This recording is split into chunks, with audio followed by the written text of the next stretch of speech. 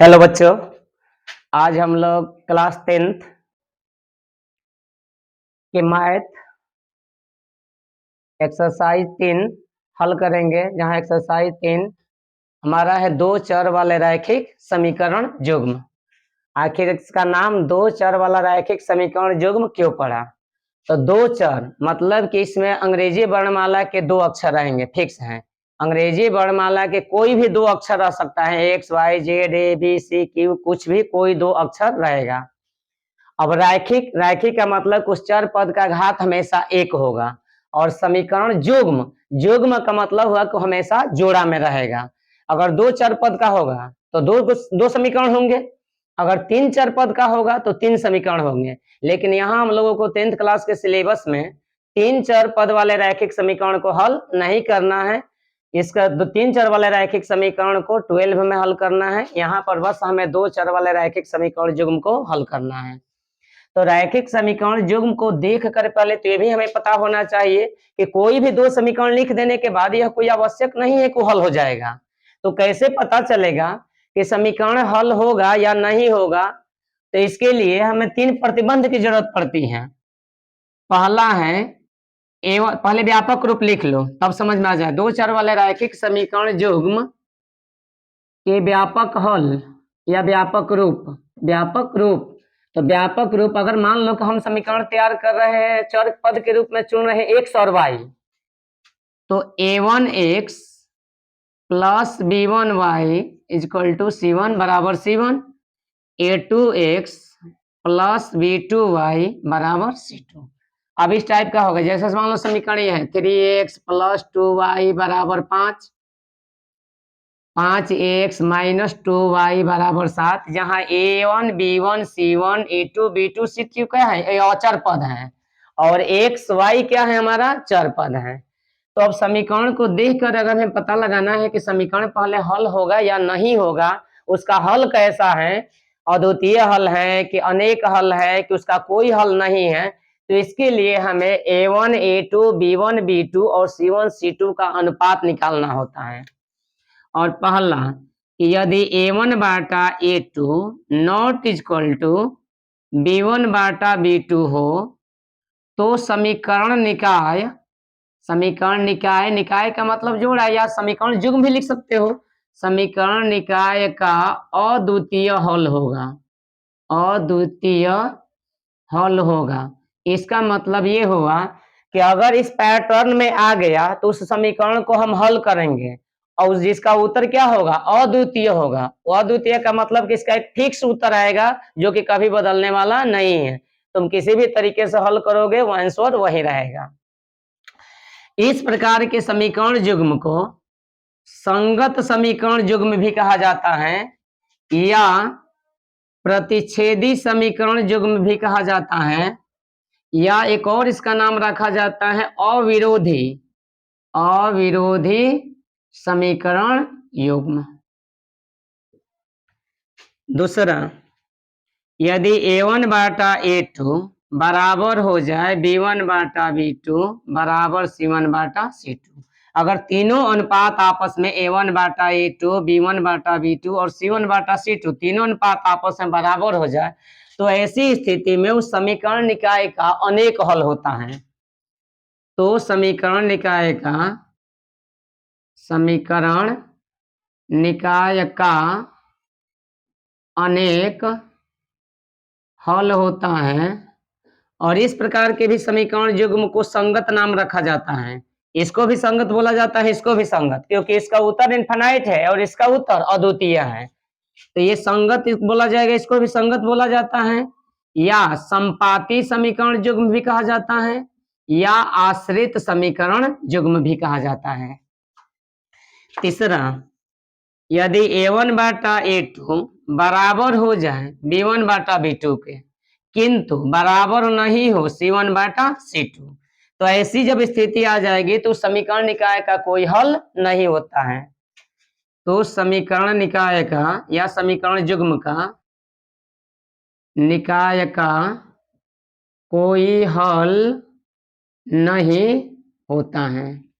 इस प्रकार के समीकरण युग्म को असंगत समीकरण युग्म या विरोधी समीकरण युग्म या समानांतर समीकरण युग्म भी कहा जाता है।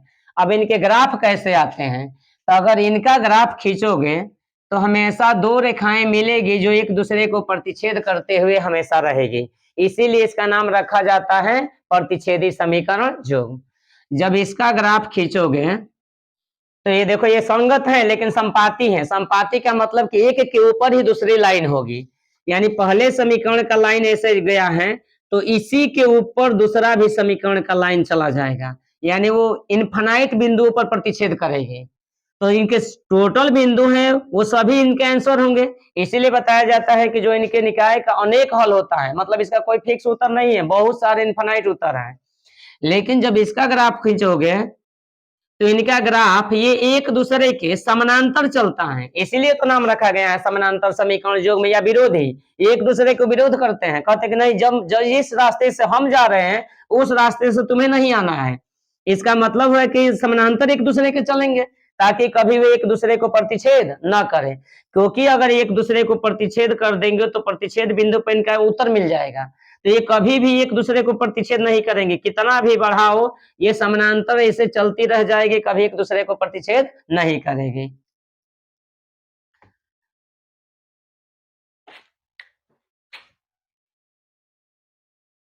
अब मान लीजिए कि कुछ समीकरण दिए गए हैं, इस समीकरण से हमें ये देखकर बताना है कि किस किस समीकरण के हल संगत हैं या असंगत हैं, प्रतिच्छेदी हैं कि समानांतर हैं, संपाती हैं, इस तरह से प्रश्न पूछ सकता है।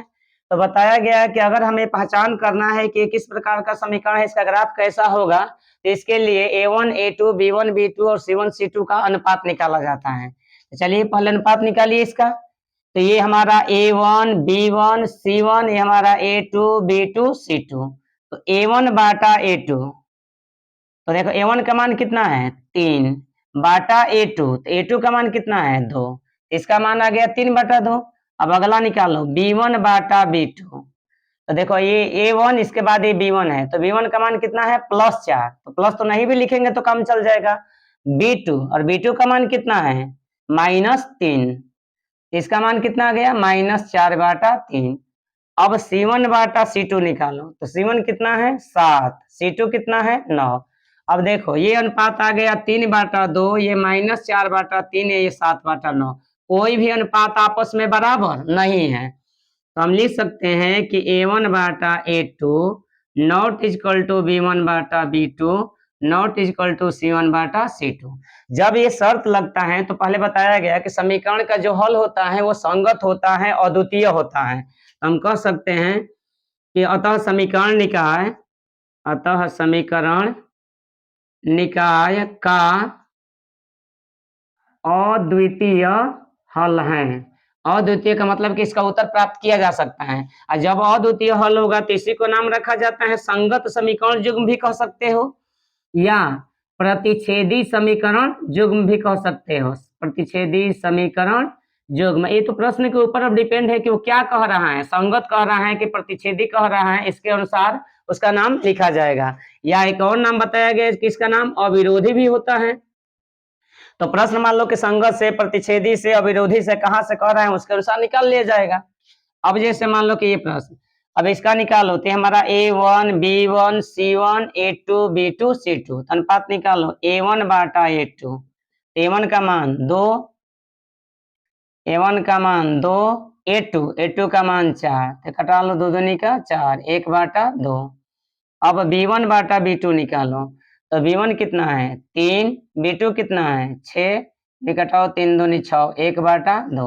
अब C1 बाटा C2 निकालो, C1 बाटा C2, C1 कितना है -7, C2 कितना है -14, माइनस से माइनस कट गया, 7 एकम 7, 7 दूनी 14, 1/2।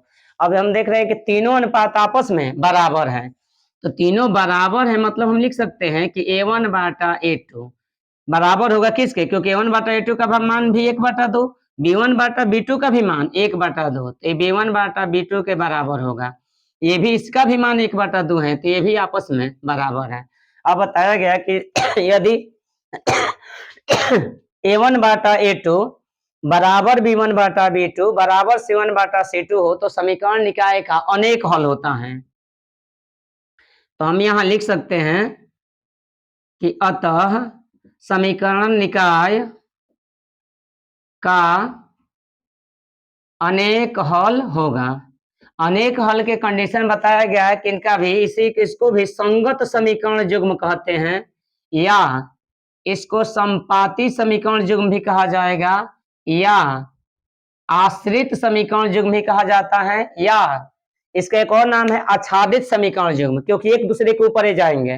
तो अब तो प्रश्न के ऊपर संगत कह रहा है, पूछ रहे हैं कि संगत है क्या संगत है, तो ये कैसा है संगत है। अब पूछ रहा है कि संपाती है कि समानांतर है, तो कैसा है संपाती है।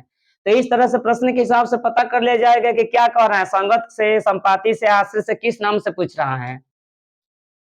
अब इसके लिए चेक करो, तो a1 बाटा a2 निकालो। a1 का मान कितना है 3, a2 का मान 6, 3 एकम 3, 3 दूनी 6, 1 बाटा 2। अब b1 बाटा b2 का मान निकालो, तो b1 कितना है -6 बाटा b2, b2 कितना है -12, माइनस से माइनस कट गया, 6 दूनी 12, 1 बाटा 2। c1 बाटा c2, ये कितना आ रहा है, c1 है 9 और c2 7। तो हम यहाँ देख रहे हैं कि देखो ये तो दो मान आपस में बराबर हैं, a1 बाटा a2 और b1 बाटा b2 ये आपस में बराबर हैं, 1 बाटा 2 1 बाटा 2, लेकिन c1 बाटा c2 बराबर नहीं है। हम लिख सकते हैं कि a1 बाटा a2 बराबर b1 बाटा b2, लेकिन c1 बाटा c2 बराबर नहीं है, तो नॉट इक्वल टू। अब इसके लिए बताया गया कि क्या होता है कि यदि a1 बाटा a2 बराबर b1 बाटा b2 बराबर नहीं c1 बाटा c2, तो समीकरण निकाय का कोई हल नहीं होता है। हम लिख सकते हैं कि अतः समीकरण निकाय का कोई हल नहीं होगा, इसका कोई हल नहीं होगा, मतलब कि इसको हम हल नहीं कर सकते हैं। अब इसको एक और नाम दिया जाता है, पीछे लिख बताया गया असंगत समीकरण युग्म, या इसको विरोधी समीकरण युग्म भी कहा जाता है, या समानांतर समीकरण युग्म। तो अब इस सिस्टम से हम पहचान कर सकते हैं कि किस समीकरण का हल होगा या नहीं होगा। ध्यान रखें कि इस कंडीशन पर जब a1 बाटा a2 not equal to b1 बाटा b2 हो, तभी समीकरण को हल किया जाता है। इन दोनों कंडीशनों में समीकरण को हल नहीं किया जाता है। अगर यहाँ हल करने जाओगे तो कह रहे हैं कि तो निकाय का अनेक हल है, मतलब इनफाइनाइट है, तो कहाँ से निकाल पाओगे। और यहाँ तो कह रहे हैं कि समीकरण निकाय का कोई हल ही नहीं होगा, तो जब हल ही नहीं है तो तुम हल कहाँ से निकाल पाओगे। अब हमें ये सीखना है कि समीकरण जब निकाय का हल होगा तो फिर हम हल कैसे निकालेंगे। तो देखो समीकरण निकाय के या समीकरण युग्म को हल करने के तो ऐसे बहुत सारी विधियां हैं, लगभग 7-8 विधियां हैं। इसमें से हम तुम लोग को सारी विधि सिखाएंगे, लेकिन तुम्हारे यहाँ एनसीईआरटी में बस 3 विधि दी गई है। कौन कौन, तो एक है पहला विलोपन विधि, दूसरा प्रतिस्थापन विधि, तीसरा वज्रगुणन विधि, और चौथा के बाद जब हम लोग यहाँ पढ़ेंगे तो एक है अनुपात निर्णय विधि, उसके बाद आ जाएगा तुल्यांक विधि, 5 हो गया। इसके बाद हम लोग एक और विलोपन विधि का एक शॉर्ट रूप भी निकाल सकते हैं, और साथ साथ में एक वज्रगुणन विधि का भी शॉर्ट रूप निकाल सकते हैं। तो यानी समीकरण के हल करने की कौन कौन विधि है, तो पहला है विलोपन विधि, विलोपन विधि, या इसी का नाम दिया जाता है लुप्तीकरण विधि। कुछ बुक लिखता है लुप्तीकरण विधि, नाम इसका लुप्तीकरण या विलोपन क्यों पड़ा। विलोपन का मतलब होता है हटना, या लुप्तीकरण का मतलब ही होता है हटना। यानी जब हम समीकरण हल करेंगे तो उस प्रोसेस में किसी एक चर पद को हटाना है, इसीलिए इसका नाम पड़ गया लुप्तीकरण या विलोपन विधि। दूसरा यहाँ पर जो पढ़ना है वह है प्रतिस्थापन विधि, प्रतिस्थापन विधि। तो इसका भी नाम प्रतिस्थापन क्यों पड़ा, तो प्रतिस्थापन का मतलब होता है हटाना। तो यहाँ कैसे हटाया जाएगा, तो किसी एक चर पद का मान निकाल करके उसके दूसरे मानों में समीकरण में सेट किया जाता है। तीसरा है वज्र गुणन विधि, वज्र गुणन विधि, क्योंकि वज्र गुणन विधि का जो सूत्र है से क्रॉस कराकर निकाला जाता है। तो वज्र में जो डांडिया खेल होता है वो इसी तरह से डांडिया खेल में क्रॉस होता है, इसीलिए इसका भी नाम पड़ गया वज्र गुणन विधि। वास्तव में जो वज्र गुणन विधि है वो क्रेमर रूल है, और क्रेमर रूल जब तुम लोग चलोगे 12 में तो वहां मैट्रिक्स को हल करने के लिए आया हुआ था, डिटर्मिनेंट्स और मैट्रिक्स। तो डिटर्मिनेंट्स जिसको सारणी कहा जाता है, तो डिटर्मिनेंट्स को हल करने के लिए क्रेमर रूल आया हुआ था, उसी को वहां पर भी हमें 3 चर वाले रैखिक समीकरण को हल करना है, लेकिन वहां पर जब हल करेंगे तो डिटर्मिनेंट सिस्टम से हल होगा। उसी डिटर्मिनेंट्स को एक नया रूप देकर के बजर गुणन विधि बनाया गया है। चौथा, हम एक और विधि यहां निकाल सकते हैं, वो है अनुपात निर्णय विधि। अनुपात निर्णय विधि। इसके अलावा एक और विधि है जिसका नाम है तुल्यांक विधि। तुल्यांक विधि। फिर दो और विधि के बारे में हम यहाँ जानेंगे जिसका कोई नामकरण नहीं है, लेकिन इन सबसे भी वो भी आसान है और उसको सीख लेना है। तो हम अगले वीडियो में ये पांच नहीं, दो और हैं, 7 विधियों से समीकरण को हल करने के तरीके बताए जाएंगे, जो कि अगला वीडियो बहुत जल्द अपलोड हो जाएगा। अगर वीडियो अच्छा लगे तो सब्सक्राइब और शेयर जरूर करें। थैंक्स।